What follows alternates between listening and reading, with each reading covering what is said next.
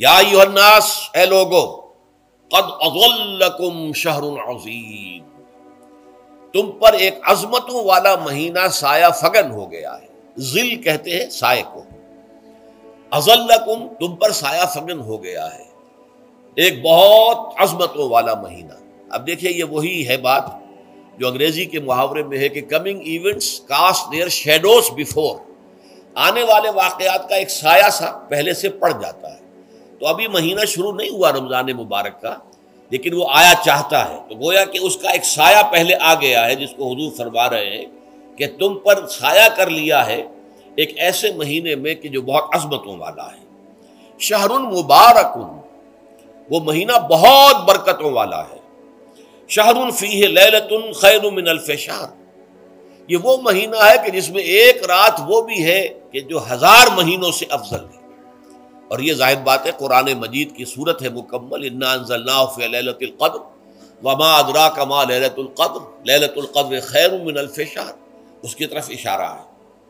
اب اس کے بعد جو جملہ ہے، جعل اللہ صیامہ فریضۃ، اللہ نے اس مہینے کا روزہ رکھنا فرض قرار دے دیا ہے۔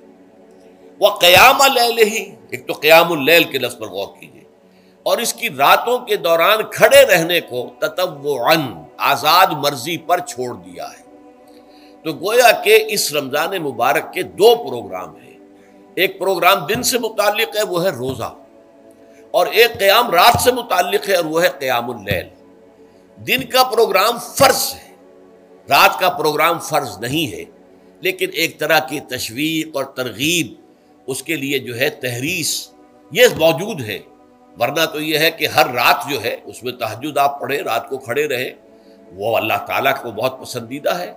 تہجد حضور کے لیے تو فرض کے درجے میں رہی ہے، لیکن عام مسلمانوں پر فرض نہیں ہے۔ البتہ جو کوئی کر سکے ان کے لیے یقیناً بہت اعلیٰ مراتب ہے، بہت اونچے درجات ہیں، تو وہ تو کسی بھی شب میں پورے سال آپ کریں، لیکن اس کے لیے خاص طور پر چونکہ اہتمام کیا گیا، لہذا جعلہ کا جو فعل ہے اس کے مفعول میں جہاں یہ شامل ہے، نمبر 1 جعل اللہ صیامہ فریضۃ، روزہ رکھنا فرض قرار دے دیا، اور اس کی راتوں کو کھڑے رہنا یہ تمہاری مرضی پر چھوڑ